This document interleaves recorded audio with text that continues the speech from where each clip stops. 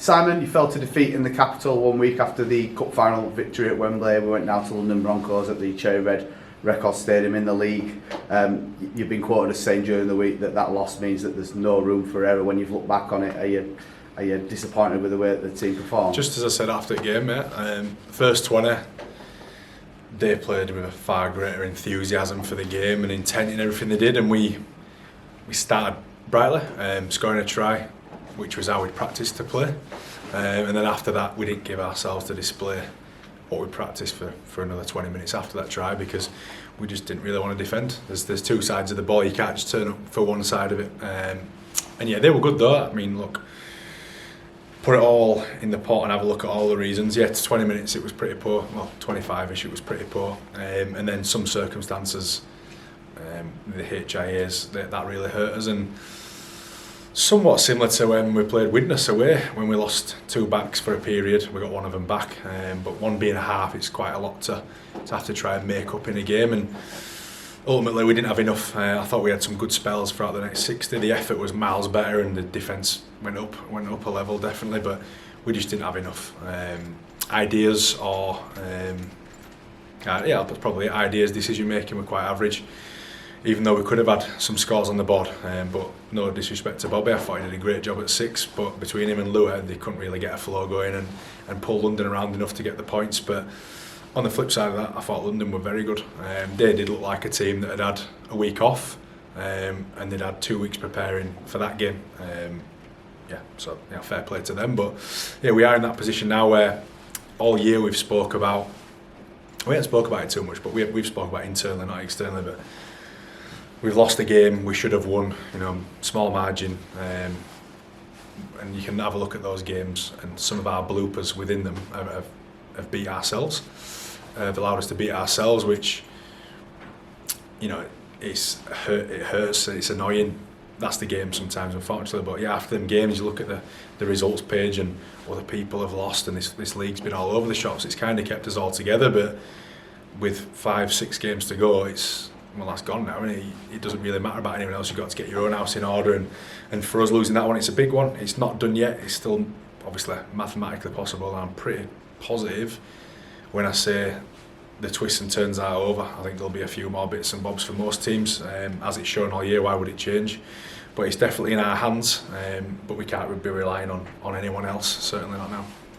You mentioned at the start of your first answer about the HIAs that ultimately changed the game. We had 3 of them in 30 minutes. I mean, when we've not really picked up many, maybe in sort of clumps throughout the season, we've avoided it in other times. Is there anything cynical in those challenges, or is it just one of those, it's part of the game? No, definitely not part of the game. You get plenty of whacks around the head, whether it's you tackling, them carrying the ball, or every now and again there's a high shot in there. There's very few nowadays, decent ones. I mean that in the right way, of course.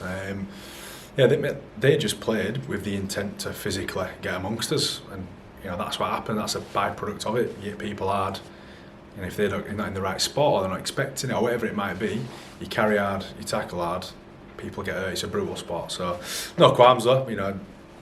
They were fair, and obviously a doctor's got a call to make, so it is what it is. Do you think there was a little bit of a revenge game from their part? Obviously the last time we played in the capital, we beat them in the semi-final of the cup. They seemed to run with a bit more impetus than we did, maybe with a cup hangover. Would you agree on any of those points? I'm not sure about the revenge piece. I mean, a small percentage of it will be revenge. They were probably focusing on controlling what they could, which is trying to get 2 points so they can climb the ladder. Hangover, yes and no, I don't know. It's a new experience for me, getting to a final as a coach. New experience for these, getting to a final in the not middle of the season, but when you've still got plenty to do on the other angle. But the Wembley week and the build-up it's physically draining, mentally draining. Prep was good, so there's no excuses. But yeah, they did look like a team that had 2 weeks to prep for that one. So it's not an excuse, just it is what it is. What was the end of that question? You had another piece to it. There were 3 bits. So there was a revenge, and then obviously did we actually feel we had a bit of a cup hangover? I said just 2. Yeah, no hangover. We showed it first 5 minutes. There was no hangover. It's just our attitude for 20 minutes around defence weren't good enough for 20, and in that time they scored 18 points, I think. Then throwing the adversity around the head knocks and stuff, it made it probably not too much to come back from, because I think we still had opportunities and we created a bit, but we weren't good enough to make the right decisions, and some of that comes down to fatigue, a lot of defence, 47% completion second half, and it's not everything, but 50% of times you get the ball, you're giving it back on their terms, if you like. You're not going to win a game doing that, so it was in our hands, and I wouldn't put it down to any sort of hangover or anything really. Mason and Woodburn all obviously failed those HIs that we've talked about, which means they won't be involved for this weekend's game due to the protocols. Any other injuries to come out of that game? It was quite brutal at times, a real forward battle. Yeah, tough game. Batley was tough, Fev was tough before that. We've had a tough month of it really, physical, and maybe that's probably a contributor to some of the London performances in amongst the group. Yeah, bits and bobs. Knees had Kev's had a grumbling knee for a long while. We'll see how he looks this week. Zach welcomed his first child last week. Stuck around at home. We felt like it was the right thing to do for Zach and his missus. He comes back in this week into selection. Who else have we got in amongst other than that? Yeah, no one we're really worried about, but it's that time of year where people have got the knocks and that, and obviously Jake and Woody are going through their that long return to play. The return to play protocol, which is 11 days now, so they're cracking on with that. They're looking fine. They haven't had any symptoms since the weekend, so yeah, all good. But the hand is what you dealt. We are where we are. We've got despite those two not playing, we've got a strong enough squad, I think, to crack on and throw our weight into this one. And as I've said before, it is a very important game because mathematically you're not saying goodbye to playoffs, but if you lose this one against a team that's around you, you're making it very, very difficult, and certainly relying on other people. Yeah, we've mentioned throughout, moving on to this Sunday anyway, focusing on the Widnes game, we've asked you multiple times throughout the year at certain games, seen as must-win games to build form, to get back to winning ways, to maintain runs, but as you say, at this point when it's looking like not necessarily losing you're out, but losing you're making it difficult for yourself, do you consider this a must-win game, and how do you build that game up to allow the players to be motivated? It's certainly, after losing last week, it puts certainly a lot more impetus on this game, not only just because we're getting towards the end now, but also because of where they stand. We need to win, that's top and bottom of it, and every game until the end will be must win regardless. Yeah, there's no extra incentive. I mean, they pumped us over there. Again, there was some adversity in around that one which we didn't handle well. We learned some lessons from that and add into last week. Hopefully that'll be good for us to draw on, but we just need to look after ourselves, mate. I mean, all year we've out of the losses we've had, I think we've had 6 maybe, where I can probably give you 3 instances in each one where we've gifted them points, and there might only be an 8-point margin. 3 lots of 4 or 3 lots of 6, it's more than the 8, and we should have come out the right side of them, and no one can control that but the boys on the field. And if we get it together, I think we're still a team to watch out for. But yeah, it has to start this week. We've got to be good, and Widnes are a good side as well, so it's not a gimme by any means. I don't think we've got a particularly easy run. We've got a gang of teams that have all got something to play for, whether that's Toulouse looking towards the top, and Whitehaven's still probably hunting playoffs really after having a few good games recently, and then Swinton and Keighley at the back end of the year, they're fighting for survival. Widnes are in the same boat as us, wanting to jump in that 6, so it's a tough run, but if we do get in the 6, we'll certainly have earned it, and it'll be on their steam. We are where we are for a reason, and there's only us who can fight our way into it, I think. What will be the main focus in the build up to this game then? Is it that concentration and basic rugby? Because like you said, it's a bit of a scrap at the minute. Is it time to be sort of putting fancy game plans together, or is it roll your sleeves up time? Rugby league's roll your sleeves up every week, Faz, and if you don't, as we did for 20 minutes the other day, you get burnt a lot faster.